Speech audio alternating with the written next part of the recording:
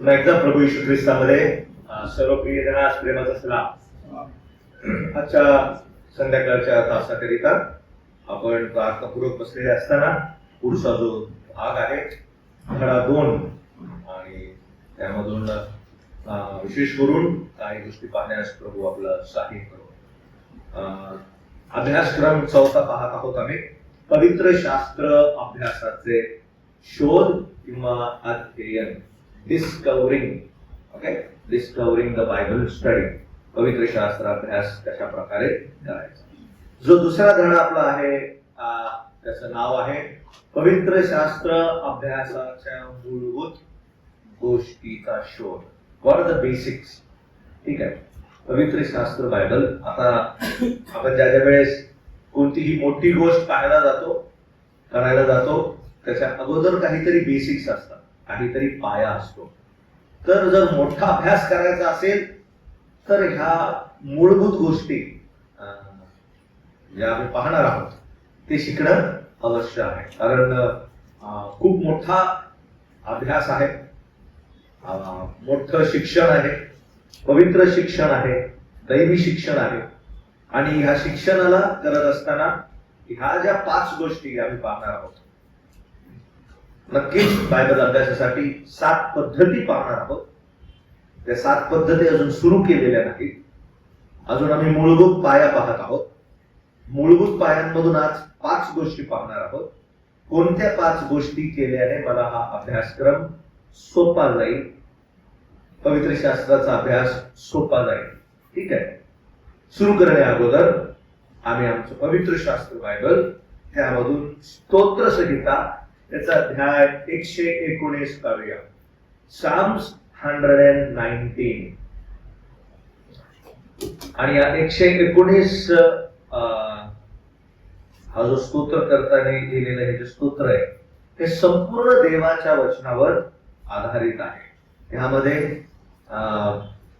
पुष्कळ देवाचं वचन कसं आहे, देवाचे निर्बंध कसे आहेत, देवाचे विधी कसे आहेत, हे संपूर्ण त्या ठिकाणी दिलेलं आहे. आणि टोटल 176 काय आहेत त्यामध्ये वचन आहे. ठीक आहे. आणि विशेष करून तुम्ही पॅराग्राफ वाचू शकता. पॅराग्राफ्स आहेत ना, त्या पॅराग्राफ्स मध्ये जे अल्फा बीटा गामा शिकले असेल ना तुम्ही, तर त्या प्रकारे ह्या 119 स्तोत्रामध्ये ABCD अशा प्रकारे दिलेलं आहे. आणि हे कुठपर्यंत दिलेलं आहे तुम्हाला ते समजेल तर तुम्हाला देखील आश्चर्य वाटेल. ठीक आहे. तर प्रत्येक एक भाग, जसे आलेफ दिलेला आहे, मग बेत दिलेला आहे, मग गिमेल दिलेला आहे, मग पुढे गेलं तर दालेच दिलेला आहे. या सगळ्या पॅसेज मध्ये कुठपर्यंत आहे, किती आहे हे तुम्हाला मोजायचं आहे. ठीक आहे. ते घरी जाऊन तुम्ही मोजा, त्याचा अभ्यास करा. 119 स्तोत्र.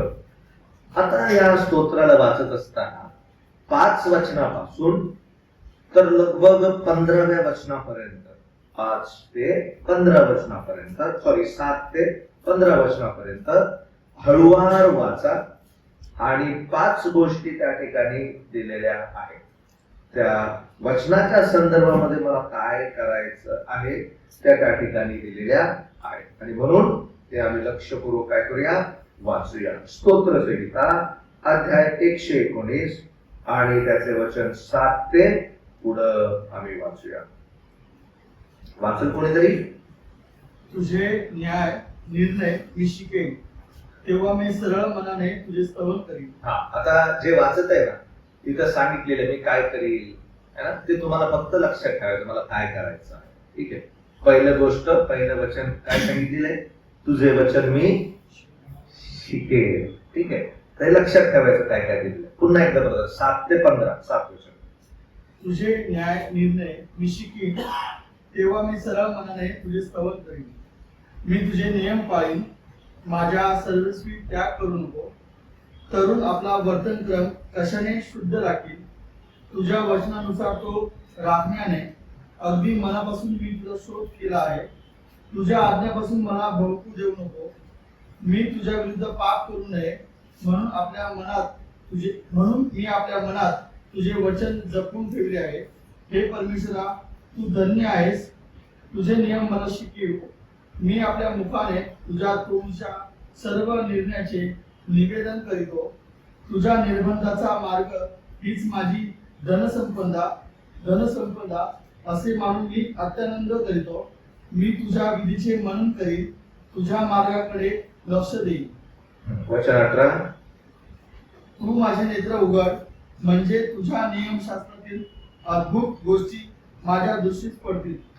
हे संपूर्ण असं जर आम्ही वाचत गेलं, ह्यामध्ये भरपूर देवाच्या वचनाच्या संदर्भामध्ये मी शिकेन, मी जपून ठेवेन, मी वर्णन करेन, है ना, मी स्मरण करेन, है ना, मी ऐकेल, अशा ज्या गोष्टी आहेत त्या ह्या ठिकाणी दिलेल्या आहेत. म्हणजे देवाच्या वचनाच्या संदर्भामध्ये 5 कोणत्या गोष्टी आहेत ते करणं मला आवश्यक आहे. आणि म्हणून ते पाहण्यासाठी तुमच्या त्या टेक्स्ट बुक मध्ये एक प्रभूचे दास सॅनी म्हणून लॉने सॅनी है ना, यांचं वर्णन केलेलं आहे. ते नेहमी बायबल स्कूल मध्ये किंवा ज्या ठिकाणी लोक जमायचे त्या ठिकाणी वचन शिकवायचे.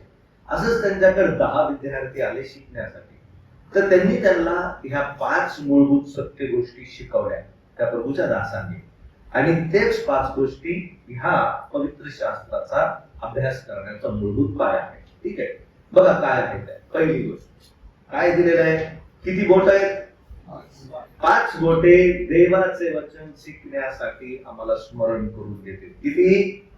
5 बोट. तर हा जो प्रभूचा दास होता मिस्टर सॅनी, ह्यांनी काय केलं, ह्यांनी ह्या 10 विद्यार्थ्यांना सांगितलं तुमची बोट उघडा. किती बोट आहेत? 5 बोट आहेत. आणि प्रत्येक बोटावर एक एक एक एक एक एक ऑब्जेक्ट ठेवलं. ऑब्जेक्ट म्हणजे ऑब्जेक्ट लेसन. म्हणजे अंगठा समोर आला तर काय येत आहे, हा बोट आला तर काय येईल, हा बोट आला तर काय येईल, हा बोट आला तर काय लक्षात ठेवायचं, हा बोट आला तर काय लक्षात ठेवायचं.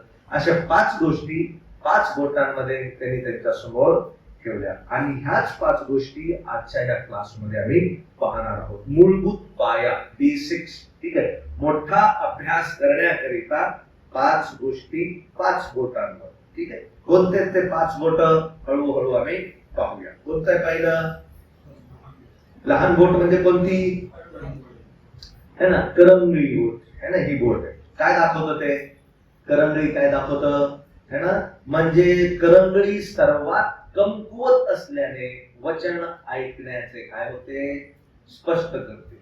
देवाच्या वचनाकडे आम्ही अनेक वेळेस कसं कान देतो, कमी कान देतो, त्याला जास्त महत्वाचं अनेक लोक समजत नाही. म्हणून या करंगळीला त्यांनी त्या प्रकारे समोर ठेवलेला आहे. कधी पण आता हा बोट समोर ठेवतात तर काय लक्षात ठेवतात, तो लॉन आणि सॅनी यांनी अशा प्रकारे सांगितलं, देवाचं वचन ऐकणं. जिथं माणसं सगळ्यात कमी काय देतात, लक्ष देतात, जास्त लक्ष देत नाही, है की नाही. दुसरं बोट हळूहळू त्याच्या अजून आपण डीप मध्ये जाणार आहे. पहिलं बोट समजलं, काय करायचं, देवाचं वचन ऐकण्याच्या द्वारे ऐकणं. म्हणून आम्ही वाचतो रोमकरासपत्र 10वा अध्याय आणि 17व्या वचनामध्ये काय दिलेलं आहे, है ना, विश्वास कशाने घेतो, विश्वास वार्तेने, आणि वार्ता देवाचं वचन ऐकल्याने. ऐक नाही. पहिली गोष्ट माझे कान, है ना, माझे विचार, पहिली गोष्ट ऐकण्याकरिता एक चित्त करणं आवश्यक आहे. ठीक आहे. दुसरा बोट कोणता आहे? दुसरा बोट अंगठीचा बोट. कोणता बोट आहे? अंगठी. ह्याला आता अंगठीचा बोट म्हटलेलं आहे कारण इंग्लिश मध्ये याला रिंग फिंगर म्हणतात. Ring finger. आता आपण रिंग काय वापरत नाही, परंतु जगाच्या लोकांनी त्याला रिंग फिंगर हे नाव दिलेलं आहे. अंगठीचं बोट काय दाखवतं? अंगठीचं बोट पवित्र शास्त्र वाचण्याचे काय करते? वर्णन करीत. मी फक्त शास्त्र ऐकावं एवढंच नाही. आता शास्त्र काय करावं? हे बोट काय शिकवलं? मिस्टर सॅनीने शिकवलं. हे बोट समोर येतात क्षणी काय लक्षात ठेवायचं? देवाचं वचन काय केलं पाहिजे? वाचलं पाहिजे. देवाचं वचन ऐकलं पाहिजे, देवाचं वचन वाचलं पाहिजे. ठीक आहे. त्याच्यानंतर पुढचा बोट आम्ही समोर ठेवूया. कोणतं बोट आहे? हे मधलं बोट. कसं आहे मधलं बोट? मोठं आहे, उंच आहे. दुसऱ्यामध्ये 5 बोटांपेक्षा कसं आहे? उंच आहे. काय दाखवतं ते? पवित्र शास्त्राचा अभ्यास करण्याचे दर्शविते. स्टडी दर्शविते, अभ्यास करणं दर्शविते. ठीक आहे. पहिलं बोट, लहान बोट काय दर्शविते? वचन ऐक. बोट फक्त कानात मळ काढायला जाते. आता कधी पण कानाचा बोट असा असा गेला तर लक्षात येईल देवाचं वचन काय केलं पाहिजे? ऐकलं आवश्यक आहे. दुसरा रिंग फिंगर, अंगठीचं बोट काय दाखवतं? काय करणं गरजेचं आहे?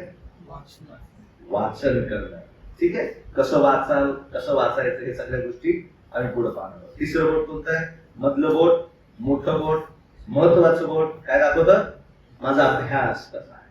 पवित्र शास्त्र बायबलला मी अभ्यास करताना काय काय सोबत घेऊन बसलं पाहिजे, कसा अभ्यास केला पाहिजे, तो तिसरा बोट शिकवतो. ठीक आहे. चौथा बोट कोणता बोट आहे? अष्टपैलू किंवा दुसरं नाव दिलंय त्याला आता आपण म्हणतो इंडेक्स फिंगर, पण पुष्कळाला इन्स्ट्रक्टिव्ह फिंगर म्हणतात. अष्टपैलू म्हणतात किंवा त्याला निर्देशांक बोट, काहीतरी निर्देश करतं, इन्स्ट्रक्शन देतं, असं करत आहे बोट है ना. मग हे बोट काय दाखवतं? पवित्र शास्त्र कशा प्रकारे पाठांतर करणं आवश्यक किंवा पवित्र शास्त्र लक्षात ठेवण्याची म्हणजे तोंडपाठ वचन करणे मला दाखविते. सोपं सोपं बरं काय, खूप हे तुमचा अभ्यास झालेला असेल पण आपल्या कोर्समध्ये आहे म्हणून मी तुम्हाला ते शिकवत आहे. काय दाखवतं हे? माझं वचन तोंडपाठ करणं आवश्यक आहे. मग दिवसातून किती वचन पाठ होतं? दिवसातून एक वचन पाठ करता येतं? एक वचन किंवा दोन वचन. जर एक वचन एका दिवसाला केलं तर आठवड्यात किती होतं? 7-8 वचन होऊ शकतात, है की नाही? ठीक आहे. हे बोट काय दाखवतं? अष्टपैलू, इन्स्ट्रक्टिव्ह किंवा देवाचं वचन तोंडपाठ केलं पाहिजे. ठीक आहे, पुढचं पाहूया. पाचवा काय दाखवतं? अंगठा. ठीक आहे, पाचवा अंगठा काय दाखवतो? अंगठा दाखवतो पवित्र शास्त्राचे मी काय केले पाहिजे? मनन केले पाहिजे. ठीक आहे, पवित्र शास्त्र बायबलचं मनन केलं पाहिजे. मननला दुसरा शब्द आम्हाला पाहता येतो देवाचं वचन वाचून त्या वचनांवर जसं रमण करतात है ना, ज्या प्रकारे विचार करतात त्या वचनांवर, तो त्या भागाचा अर्थ आहे. मनन केलं पाहिजे. 5 बोट. ठीक आहे, लक्षात राहिलं? 5 बोट सोपं आहे. मोठा अभ्यास करायचा आहे, खूप मोठा अभ्यास आहे. हा मोठा अभ्यास करत असताना पहिली गोष्ट मला देवाचं वचन ऐकणं अवश्य आहे. आता कसं ऐकता देवाचं वचन? ज्यावेळेस पहिली गोष्ट प्रभूचा दास ज्यावेळेस शिकवतो है ना, किंवा ज्यावेळेस मी कोणत्या सभेमध्ये जातो त्यावेळेस माझा ऐकण्याचा दृष्टिकोन कसा आहे, ऐकणं महत्वाचं आहे. दुसरी गोष्ट रिंग फिंगर काय दाखवतं? ऐकल्यानंतर कोणतं? मला वाचन गरजेचं आहे. किती वाचन मी दिवसाला करतो? ठीक आहे, आता मोबाईल आलेले असल्यामुळं मोबाईल मध्ये वाचन होत नाही आणि सहसा करू पण नाही, कारण त्यामध्ये अनेक अडखळ नाही. पण प्रभूच्या वचनाचं वाचन होणं आवश्यक आहे. हे सगळे डिटेल मध्ये पाहणार आहे. तिसरं रिंग फिंगर काय दाखवतं? देवाचं वचन काय केलं पाहिजे? अभ्यास केलं पाहिजे है ना, ऐकलं पाहिजे, वाचन केलं पाहिजे, त्यानंतर अभ्यास केला पाहिजे. हे बोट काय दाखवतं? देवाचं वचन तोंडपाठ करणं आवश्यक आहे. हे बोट काय दाखवतं? देवाचं वचन मनन करणं. आता हे जो बोट आहे हे सगळ्याला काय करतं? टच करतं. हा जो अंगठा आहे ना या सगळ्या बोटांना काय करतं? म्हणून हा खूप महत्वाचा आहे. तुम्ही जितके वचन पाठ करताल तुमच्या या 4 प्रक्रियेमध्ये तो काय करतो? तो खूप मदत करेल तुम्हाला, आहे की नाही? ऐकण्यासाठी पुढचा व्यक्ती काय बोलत आहे, तोंडपाठ वचन असल्यामुळे तुम्हाला लगेच रेफरन्स कळेल, आहे की नाही? दुसरी गोष्ट ज्यावेळेस तुम्ही वचन वाचाल तुम्हाला लगेच रेफरन्स समजेल, अरे याचा अजून एक रेफरन्स या ठिकाणी दिलेला आहे. तोंडपाठ वचन पाठ करण्याचे खूप फायदे आहेत, आहे की नाही? त्यानंतर हा तिसरा है ना, अभ्यास करण्याकरिता योग्य वाटेल है ना, तोंडपाठ करण्याकरिता. म्हणून हे मनन जे आहे या 4ही बोटांना काय करते? स्पर्श करते. म्हणून जे मोठे मोठे प्रभूचे दास आहेत ना, तुम्ही कधी माहित नाही त्याला पुलपीटवर पाहिलं का नाही, त्यांच्याकडे काही चिट्स बिट्स नोट्स बिट्स काय नसतात. ते तशाच प्रकारे मनन करून वचनाला तोंड पाठांतर करून या सगळ्या गोष्टी आरामात करतात. ठीक आहे, म्हणून 5वं जे बोट आहे काय दाखवतं? मनन मला दाखवतं. मनन करणं आवश्यक आहे. 4 इंची बोट याच्या हातात आहे. तुमचं मनन जितकं स्ट्रॉंग तितकं तुमचं अभ्यास करणं स्ट्रॉंग आहे. ठीक आहे. आता ह्यामध्ये एक गोष्टी आम्ही पाहण्याचा काय करूया, प्रयत्न करूया. आता जे तुम्ही स्तोत्र 119 वाचलं त्याच्यामध्ये ह्या सगळ्या वचनांमध्ये काय होतं? ह्याच गोष्टी होत्या. वचन ऐकणे, वचन वाचणे, 12व्या वचनामध्ये वचन शिकणे, 11व्या मध्ये वचन लक्षात ठेवणे, 15व्या वचनामध्ये वचनावर काय करणं? मनन करणं. ह्या 5ही गोष्टी आम्ही स्तोत्र 119 आणि त्याच्या ह्या वचनांमध्ये अगोदरच पाहिलेलं आहे. समजलं इथपर्यंत? सोपं आहे, समजलं? म्हणून लवकर जाऊया. जास्त वेळ ह्याच्यामध्ये अजून जर घेत बसलं तर पुढचा विषय कम्प्लीट होणार नाही. ठीक आहे. मोठा अभ्यास, 5 महत्वाच्या गोष्टी. ठीक आहे. चला पहिली गोष्ट पाहूया. कोणती पहिली गोष्ट? देवाचे वचन ऐका. कसे ऐका? पहिला मुद्दा काय करायचंय? कोणतरी मला वाचण्यास मदत करेल? हा, ग्रहणशील वृत्तीने ऐका. हा, ऐकण्यास तयार व्हा. इतर गोष्टी आपल्या मनातून काढून टाका. पहिले रिकामा हो जाओ. ऐकण्यासाठी जे काय भरलेलं आहे ना, दिवसभराच्या दगदगीतून, दिवसभराच्या अनेक गोष्टी आपल्या कुठे भरलेल्या असतात? मनामध्ये भरलेल्या असतात. देवाचं वचन ऐकण्यासाठी मला खाली होणं आवश्यक आहे. कशा प्रकारे मला देवाचं वचन स्वीकार करता येईल? नाहीतर काय होईल? देवाचं वचन ऐकताना ह्या सगळ्या गोष्टी आतमध्ये भरलेल्या आहेत, ते नेहमी अडखळण म्हणून माझ्या समोर येतील. कोणीतरी वाचा पहिले थेसलोनिकरास पत्र 2रा अध्याय आणि 13वं वचन. जे थेसलोनी येथील जे लोक होते, ही जी मंडळी होती, त्याच्याबद्दल सांगितलेले. पहिले थेसलोनिकरास पत्र 2रा अध्याय 13वं वचन. ज्या कारणामुळे आम्ही ही देवाची निरंतर उपकारस्तुती ह्यामुळे करीतो की तुम्ही आम्हापासून ऐकलेले देवाचे वचन स्वीकारले, ते माणसाचे म्हणून नव्हे तर देवाचे म्हणून स्वीकारले, आणि वास्तविक ते असेच आहे. ते तुम्हा विश्वास ठेवणाऱ्यात कार्य करीत आहे. बघा, देवाचे वचन थेसलोनी येथील लोकांनी काय केले? स्वीकारले. आणि खास करून त्या ठिकाणी सांगितलेलं आहे, त्या वचनाला वाचत असताना ते वचन ज्यावेळेस आम्ही वाचतो 13 वचन, ह्या कारणामुळे आम्ही ही देवाची निरंतर काय करतो? उपकार स्तुती ह्यामुळे करीतो की तुम्ही आम्हापासून ऐकलेले देवाचे वचन काय केले? स्वीकारले. Thou hast accepted it. आता कोण होते हे लोक? हे लोक कोण होते? थेसलोनी येथील लोक कोण होते? हे मूर्तीपूजक होते. कुठं पाहायला मिळतं? बघा, पहिला अध्याय आणि 10वं वचन बघा. 10 वचन थेसलोनिकरास पत्र पहिला अध्याय 10वं वचन वाचा. आणि त्याचा पुत्र येशू याची स्वर्गातून येण्याची वाट पाहण्यास तुम्ही मूर्तीपासून देवाकडे कसे वळाला, हे ते आपण होऊन आम्हाविषयी सांगतात. हे ते आपण होऊन तुम्हाविषयी काय करतात? सांगतात. कशापासून वळले? मूर्तीपूजेपासून जिवंत देवाकडे. कसं होतं हे? ज्यावेळेस त्यांनी वचनाचा काय केला? स्वीकार केला. ज्यावेळेस वचन त्याने ऐकलं, ऐकलेलं वचन एका परराष्ट्रीय माणसाला कोणाकडे वळवतं? देवाकडे वळवतं. है की नाही? पुन्हा एकदा बघा, पहिले थेसलोनिकरास पत्र याचा पहिला अध्याय आणि मला वाटतं त्याचं वचन 6 वाचा बरं. वचन 6. तुम्ही फार संकटात असताना पवित्र आत्म्याच्या आनंदाने वचन स्वीकारून आमचे व प्रभूचे अनुकरण करणारे झाला. हा, आणि पुढं अशाने मासिदोनिया व अखया यातील सर्व विश्वास ठेवणारे यांना तुम्ही आदर्श झाला. एक साधे परराष्ट्रीय माणसं नुकतेच प्रभूकडे आले. हे जगाच्या समोर काय झाले? मोठे दे बिकम एन एक्झाम्पल, आदर्श झाले. का बरं आदर्श होऊ शकले? कारण तिथं त्याचं उत्तर दिलेलं आहे. 6व्या वचनाचं शीर्षक, स्टार्टिंगच बघा. तुम्ही फार संकटात असताना पवित्र आत्म्याच्या आनंदाने वचन काय केले? स्वीकारले.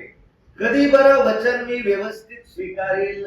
ज्यावेळेस माझ्यामध्ये असणारा पवित्र आत्मा, लक्ष द्या, तिथं सांगितलेलं आहे पवित्र आत्म्याच्या आनंदाने वचन काय केलं? स्वीकारलं.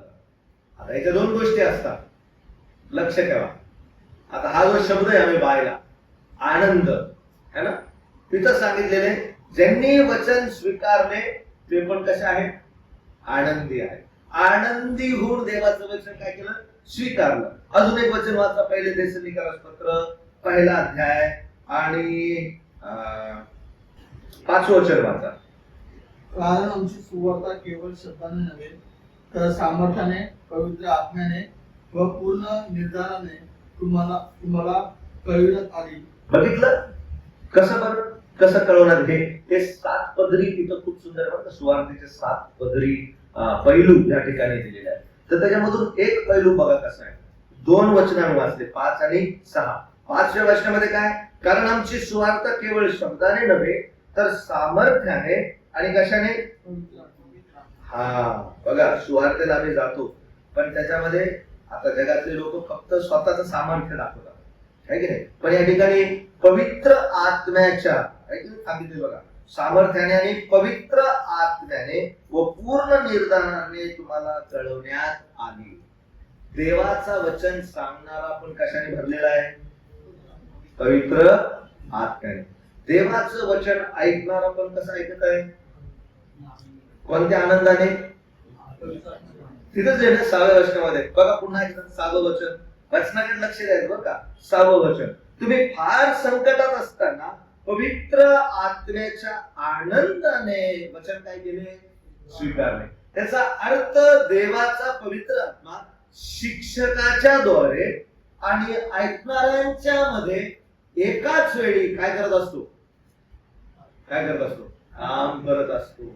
बघितलं पवित्र आत्म्याचं काम है ना. म्हणून प्रेषितांच्या कृत्यांमध्ये the works of the holy spirit अशा प्रकारे त्याला अनेक स्कॉलर्स म्हणतात. देवाचा पवित्र आत्मा शिक्षकाच्या द्वारे आणि जे ऐकायला बसलेले आहेत त्यांना पण स्वीकार करण्याकरिता काय करतो? भाग पाडतो. त्यांच्या अंतःकरणात काय करतो? काम करतो. हे पवित्र आत्म्याचं काम आहे.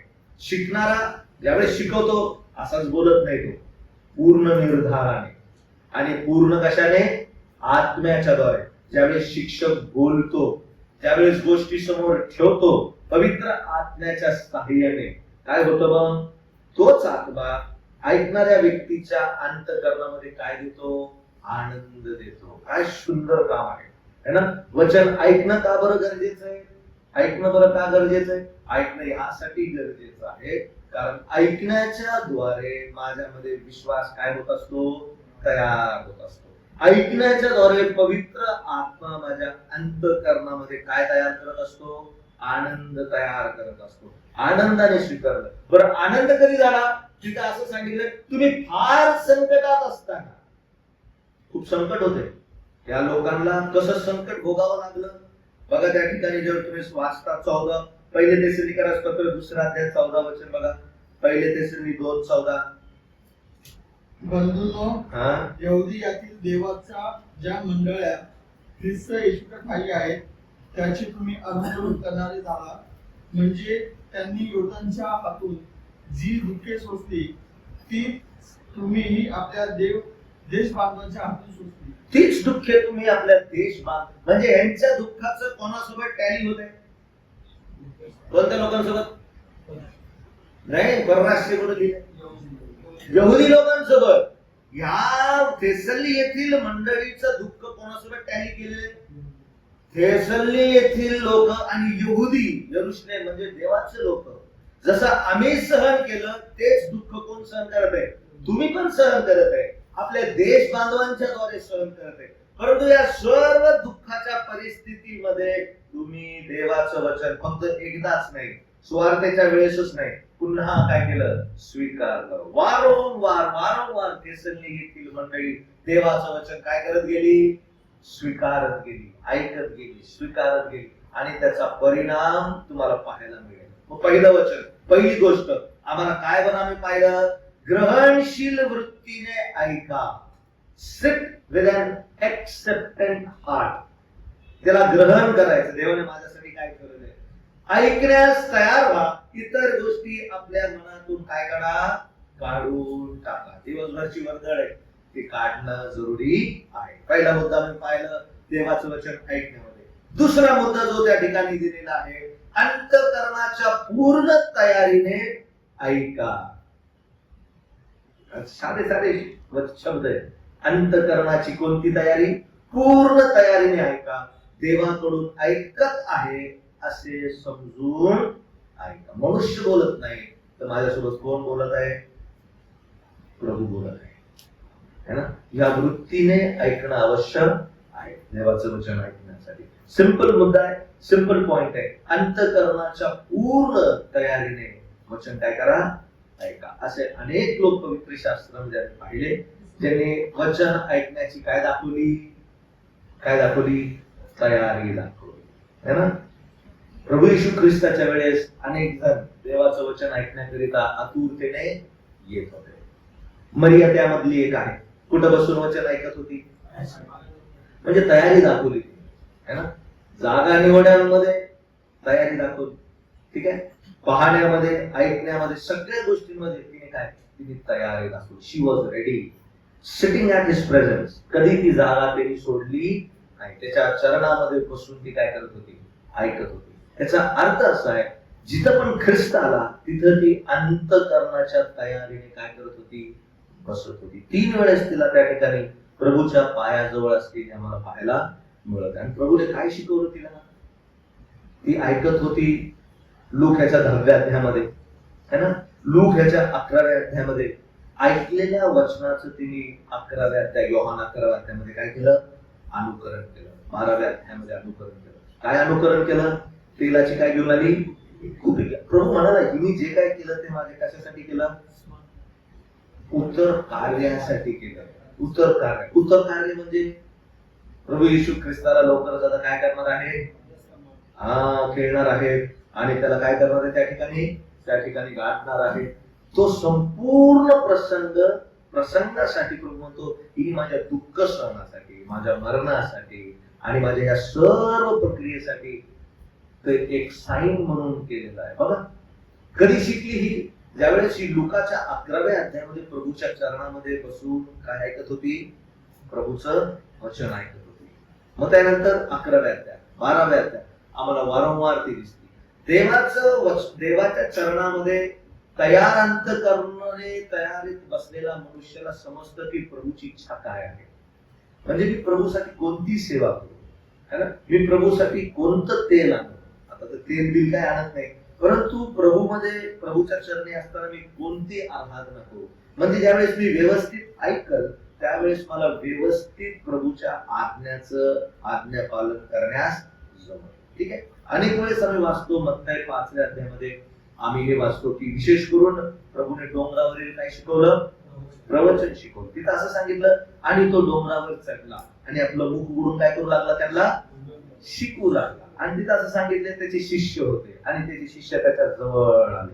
हा शब्द वापरला मत्ताई याचा 5व्या अध्यायाचं पहिलंच वचन. तो तोंड उघडून शिकू लागला आणि शिष्य त्याच्या कुठं आले?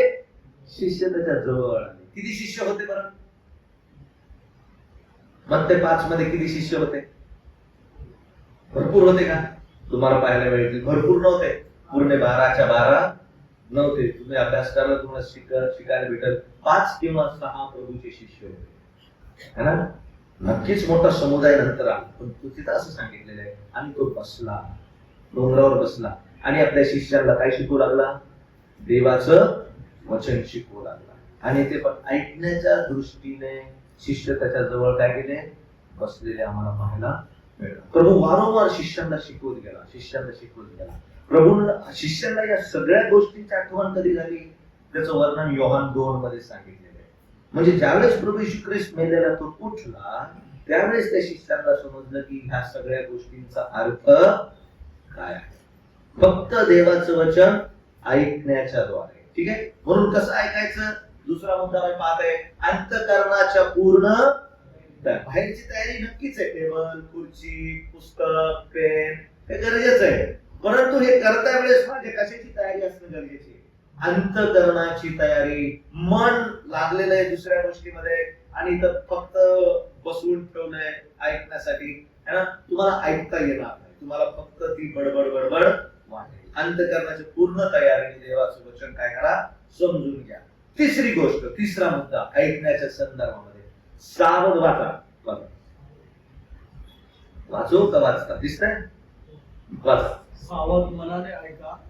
आपल्या समोर असलेल्या बायबल मधील परिस्थितीच्या संदर्भाकडे काळजीपूर्वक लक्ष द्या हा आणि त्याचे टिपण लिहून घ्या. है ना, हे सगळे करत असतात, सगळे करता तुम्ही, पण फक्त एक रिव्हिजन म्हणून समोर ठेवा. कसं वाचा? सावध मनाने ऐका. सावध मनाने काय करा? ऐका. सावध म्हणजे कसं? सावध तुम्ही रस्त्यावर चालता, है ना, मध्येच रात्री आणि असं वाटलं की तिथं डेड एंड आहे, काही दिसत नाही राहिलं बोर्ड, मग कसं सावध म्हणून पाठवू? अरे काय दिलेलं आहे का बघ बरं तिथं साईन बोर्ड, आणि त्याच्या पुढं साईन बोर्ड दिलेला आहे का, अरे त्याच्या पुढं साईन बोर्ड दिलेला आहे का? नेहमी मनामध्ये हा विचार राहतो. त्याचा अर्थ काय? वचन कसं ऐका? असं ऐका जेणेकरून कसं होऊन सावध गुण ऐका. हे कोणासाठी आहे? हे माझ्यासाठी आहे. काहीतरी महत्वाचा भाग माझ्या जीवनामध्ये, काहीतरी महत्वाची चेतावणी प्रभू देत आहे, काहीतरी महत्वाची परिस्थिती माझ्या जीवनामध्ये येत आहे, प्रभू माझ्यासोबत बोलू इच्छित आहे. म्हणून सावध सावध असू. झोपे गेल्यासारखी नाही, आळस येत त्याप्रमाणे नाही. म्हणून पेत्राच्या पत्रामध्ये वारंवार पाहायला मिळतं काय? सावध राहा, आहे की नाही, जागे राहा. थेसलोनिकराच्या लोकांना पण सांगितलेलं आहे ना, तो दिवस येणार आहे, तो दिवस येणार आहे, त्याच्या अगोदर तुम्ही कसं राहा? सावध राहा. सावध राहून देवाचं वचन काय करा? ऐका. पुढे काय दिलेलं आहे? सावध मनाने ऐका. आपल्या समोर असलेल्या बायबल मधील भागांचा, पॅसेजचा काय करा? संदर्भाकडे काळजीपूर्वक लक्ष द्या. पहा त्या भागाला, पहा त्या. म्हणून अनेक लोक एकच बायबल ठेवतात, घडी घडी बायबल काय करत नाही, बदलत नाही. एकदा त्या नजरवर बसली, हा भाग या साईडला आहे, हा भाग या साईडला, लक्षपूर्वक त्याच्याकडे का परीक्षेकडे लक्षपूर्वक काळजीपूर्वक लक्ष द्या आणि त्याचे काय करा? टिप्पण करा. टिप्पण म्हणजे त्याच्या संदर्भामध्ये असणारे काहीतरी नोट लिहा. अनेक जण बायबल मध्ये लिहितात, अनेक जणांकडे येल्लो पेजेस असतात, ते येल्लो पेजेस चिटकवून त्या ठिकाणी ते लिहितात. ठीक आहे. पुढचा मुद्दा काय सांगलेलं? वक्त्याविरुद्ध पूर्वग्रह न ठेवता वचन ऐका. पहिलंच काहीतरी, अरे हा वक्ता असा आहे, तसा आहे, तसा तसा, एक पूर्व विचार आमचा त्या प्रचारकाच्या बाबतीत असल्यामुळं आम्हाला वचन ऐकण्यामध्ये काय होईल? अडथळ होईल. त्या गोष्टी वारंवार कुठे येतील? आमच्या समोर येतील. असं असू शकतं. हे प्रभू येशू ख्रिस्ताच्या बाबतीत अनेक वेळेस झालेलं आहे. कसं झालेलं आहे? प्रभू येशू ख्रिस्त देवाचं, प्रभूचं वचन, देवाच्या राज्याचं वचन शिकवत असताना शास्त्री, फरोशी यांनी वारंवार काय केलेलं आहे? है ना, प्रभू येशू ख्रिस्ताबद्दल एक पूर्व कल्पना मनात ठेवून ते बसायचे. मग ते सभास्थानामध्ये असतील, है ना, मग ते मंदिरामध्ये असतील, आणि प्रभूचं वचन सुरू असताना, प्रभू महत्वाचं शिक्षण सुरू असताना काहीतरी येऊन मध्ये काय विचारतील? प्रश्न विचारतील. धरण्याच्या संदर्भानं, प्रभूला धरण्याच्या कुठं शब्दांमध्ये धरायचं का, त्याच्यामध्ये धरायचं का, तशा वेगवेगळ्या वृत्तीने बसू नका. बघा तिथं स्पष्ट सांगितलेलं आहे, वक्त्याविरुद्ध पूर्वग्रह, काहीतरी पूर्व, कदाचित पॉझिटिव्ह पण घेतो, कदाचित नेगेटिव्ह पण घेऊ शकतो एका वक्त्याच्या संदर्भामध्ये. असं जर काहीतरी असलं तर जमणार नाही, है ना. म्हणून काय त्यांच्याबद्दल न ठेवता वचन ऐका. वचन सांगणाऱ्यांबद्दल आपल्या माहिती असलेल्या नकारात्मक गोष्टी तुमच्या समोर येऊ देऊ नका. असं असू शकतं, होऊ शकतं. प्रत्येक मनुष्य बोलणारा परिपूर्ण नाही. त्याच्यामध्ये काही अशक्तपणा आहे, त्याच्यामध्ये नक्कीच भरपूर उणीव आहे. म्हणून आम्हाला अनेक वेळेस वाटतं ते वचन शिकवतात, परंतु ह्यांच्या काही वैयक्तिक गोष्टी सवयी व्यवस्थित नाही. त्या गोष्टी असू शकतात, म्हणून त्या समोर आणू नका, निगेटिव्ह गोष्टी समोर ठेवू नका. त्याच्यामुळे काय होईल? आम्हाला त्याचं वचन ऐकण्याकरिता आम्ही लक्ष देऊ शकणार नाही, कारण त्यामुळे देव तुम्हाला त्याच्याद्वारे काय सांगत आहे हे ऐकण्यापासून तुम्ही वंचित राहाल. तेच विचार करत बसा, तेच विचार करत बसा. ठीक आहे. ते शाळेमध्ये पण होतं, शाळेच्या टीचर मध्ये पण होतं. शाळेचं टीचर ज्यावेळेस शिकवायला लागतो, है ना, मुलाला पहिलंच खूप हाणलेलं असतं, म्हणून तो मुलगा पहिल्याच डोक्यात घेऊन बसतो, याचं शिक्षण मी ऐकणार नाही, कारण हे मला अगोदर काय केलंय, खूप मारलेलं आहे. शाळेमध्ये पण लहानपणापासून पण आम्ही पाहतो, हा मास्तर आला, मग तो किती चांगला शिक्षक असू दे, है ना, पण आम्ही त्याचं मग शिक्षण घेण्याकरिता काय नसतो, तयारी नसतो, कारण त्याच्याबद्दल पहिलेच पूर्व काय घेतलेली असते, कल्पना, त्याच्याबद्दलच्या पूर्व गोष्टी आम्ही ठेवलेल्या असतात. पुढे जाऊया. समजलं? कसं ऐका देवाचं वचन? कसं ऐका? पहिल्यापासून घ्या ना. हा? कोणत्या वृत्तीने? ग्रहणशील नाही. नाही तर इथं सहनशील बसता करायला लागलो brother तुम्हाला. ठीक आहे, त्यांना ग्रहणशील, सहनशील नाही. कोणत्या? ग्रहणशील वृत्तीने we have an accepted heart. ठीक आहे. दुसरं, अंतकरणाच्या पूर्ण तयारीने बसा. ठीक आहे. Have an attitude to sit in the presence of God for your listening the word. तिसरं काय पाहिलं? फक्त सावध राहायचं का? नाही है ना. तिथं सांगितलेले सावध मनाने ऐका. समोर असलेल्या बायबल मधील भागांकडे काळजीपूर्वक काय द्या? लक्ष द्या. म्हणजे ज्या ज्या वेळेस भाग काढला जातो ना, आता आपण वाचूया स्तोत्र. ठीक आहे, तो लगेच काढायचा. हे देवाचं वचन जे आमच्या हातामध्ये आहे ना, हे जिवंत वचन आहे.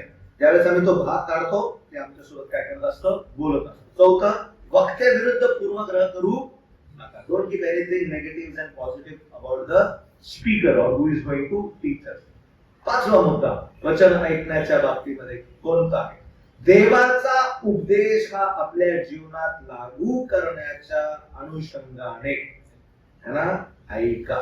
दिस is for me and I will accept it. ठीक आहे. देवाकडे मागा की त्याने तुम्हाला वचनाप्रमाणे प्रत्यक्ष कृती करण्यास काय करो? सहाय्य करो. असं वाचा, असं देवाकडे मागा. प्रभू तू शिकवलं भरपूर आहे, पण मला ते कृतीत त्याचं काय करण्यास सहाय्य कर, त्याचं अनुकरण करण्यास मला काय कर?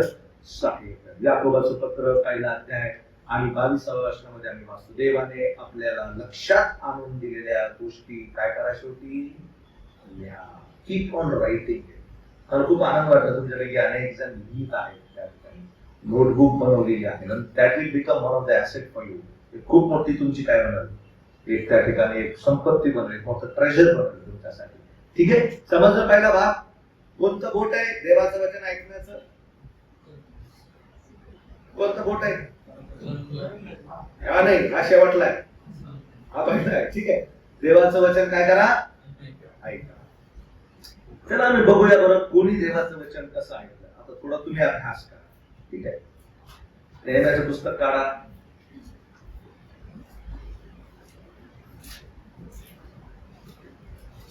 आठवा अध्याय. ठीक आहे. नेहमीचं पुस्तक 8वा अध्याय. कसं ऐकतात बघा लोकांचा कसा दृष्टिकोन आहे. वाचू का मी? लक्ष देतात तुम्ही आणि नोट करा देवाच्या लोकांनी कसं ऐकलं. 8वा अध्याय पहिल्या वचनापासून. मग ते सर्व लोक एक चित्त होऊन पाणी वेशे जवळच्या चौकात एकत्र जमले. कोणत्या वेशीजवळ? किती वेश होते इस्रायलाचे? है ना, 10 वेशी का 12 वेशी? त्याच्यामधली एक वेश. कोणती वेश? पाणी वेश. पाणी कशाचं चित्र आहे? देवाच्या वचनाचं चित्र आहे. बरोबर पाणी वेशी जवळ काय करत आहे? देवाचं वचन वाचत आहे. See how they are reading. 8 वचन. मग ते सर्व लोक एक चित्त होऊन पाणी वेशी जवळच्या चौकात एकत्र जमले व एजरा शास्त्री ह्यास म्हणाले, परमेश्वराने इस्रायल लोकांस विहित केलेल्या नियमशास्त्राचा मोशेकृत ग्रंथ घेऊन या. तेव्हा मंडळीतील स्त्री पुरुषांपुढे व ज्यास ऐकून समजण्याचे सामर्थ्य होते. बघा काय केलं पहिले? ऐकून समजण्याचं सामर्थ्य होते. त्या सर्वांपुढे एजरा याजकाने तो धर्मग्रंथ आणला. त्यातील वचन त्याने कधीपासून? पहाटपासून 2 प्रहरापर्यंत पाणी वेशी समोर चौकात स्त्री पुरुषांपुढे व त्यास ऐकून समजणारे त्याला सामर्थ्य होते त्यांच्या पुढे वाचले. आणि सर्व लोकांनी नियमशास्त्राचा ग्रंथ कसा ऐकला? कान बंद करून, कान देऊन ऐकला. बघा शास्त्र आमच्यासमोर उदाहरण ठेवते. कान देऊन ऐकला. आता ह्या ठिकाणी एजरा जो याजक आहे तिने काय एक्सपोजिशन केले असतील का? फक्त काय केलं? वाचलं. जे गुंडाळ्या होत्या मोशेच्या, ते फक्त काय केल्या? मोशेच्या गुंडाळ्या इंटरेस्टिंग होत्या का? तिथे वंशाची नावं होती, गावांची नावं होती, कूच करणं होतं. त्याला हा झाला, त्याला तो झाला, त्याला तो झाला, त्याला तो झाला. हे सगळं तरी कसं ऐकलं? आमच्या एक वंशावळी येतात, आम्ही ते पान बी नाही काढत. पहिल्या आमच्यात काय आहे? वंशावळी आहे. पण खूप सुंदर वंशावळी आहे. मत्ताई शुभवर्तमानामध्ये वंशावळीचा खास एक अभ्यास आहे, खूप सुंदर आहे. ठीक आहे. म्हणून बघा, त्यांनी कान देऊन ऐकला. 4थं वचन, लोकांनी मुद्दाम केलेल्या एका लाकडी पाटीवर, पुलपीट है ना, काय बनवली त्यांनी? पुलपीट. लाकडी पाटीवर एजरा शास्त्री उभा राहिला व त्याच्याजवळ उजवीकडे ते लोकांची नावं आम्हाला पाहायला मिळतात. ठीक आहे. ते रोमन कॅथलिक लोक आता त्यांना काय म्हणून समजतात? इथं 5 लोक, इथं 5 लोक आहे ना, इथून कॉपी केलेले असे ते उभं केले. 5 वचन, एजराने उभे राहून तो ग्रंथ उघडला, तेव्हा एजरा सर्वांस दिसला. कसा दिसला? सर्वांस दिसला. वाचणारा सर्वात दिसला पाहिजे, कारण तो सर्वाहून उंच ठिकाणी उभा होता. त्याने तो ग्रंथ उघडला तेव्हा सर्व लोक उभे राहिले. फक्त वक्ताच उभा नाही, आता कोण उभे? सर्व लोक पण उभे राहिले. मग एजराने देवादिदेव परमेश्वर याचा धन्यवाद केला व सर्व लोकांनी आपले हात वर करून आमेन आमेन असे म्हटले आणि आपली डोकी लवगून व आपली मुखे भूमीकडे करून परमेश्वरास प्रणाम केला. येशुवा बिन त्यांचे पुढे नाव दिलेले आहेत ना. या सगळ्या लेव्या सुद्धा नियमशास्त्राचा अर्थ लोकांस काय केला? मग त्यानंतर समजून सांगत होते व लोक आपल्या स्थानी उभे होते. 8वं वचन, त्यांनी तो ग्रंथ, तो देवाच्या शास्त्राचा ग्रंथ स्पष्टीकरणासह काय केला? आता वाचून दाखवला. फक्त वाचून दाखवला का? नाही. आता कसा वाचून दाखवला? स्पष्टीकरणासह वाचून दाखविला. पुढे बघा काय दाखवलेलं आहे. वाचलेले तेवढे लोकांस चांगले समजले. मग नेहम्या तीर्थात प्रांताधिपती, एजरा याजक शास्त्री आणि लोकांस शिकवणारे लेवी हे सर्व लोकांस म्हणाले, हा दिवस तुमचा देव परमेश्वर याच्या प्रित्यर्थ पवित्र आहे, तर शोक करू नका, रडू नका, कारण ते लोक नियमशास्त्रातील वचने ऐकून काय करत होते? रडू लागले. बघा किती सुंदर दृष्टिकोन आम्हाला त्या ठिकाणी पाहायला मिळतो. देवाचं वचन ऐकण्याकरिता उभे राहिले है ना.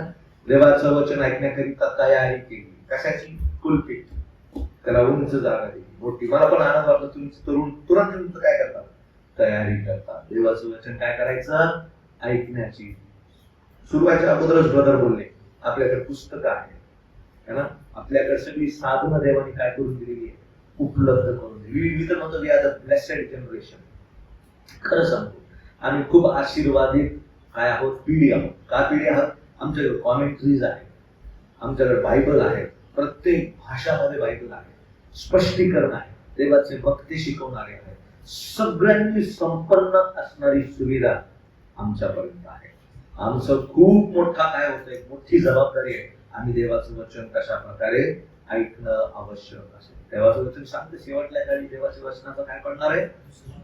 दुष्काळ पडणार आहे. माहित नाही कसा दुष्काळ. याचा अर्थ असा नाही की बायबल बंद होतील, हे बंद होतील, ते बंद होतील. याचा अर्थ असा आहे, देवाच्या वचन ऐकण्याकडे लोकांची प्रवृत्ती राहणार नाही आणि ते होत चाललेलं आहे. ठीक आहे. पहिला मुद्दा आम्ही या ठिकाणी पाहिला, देवाचं वचन आम्ही कसं ऐकावं.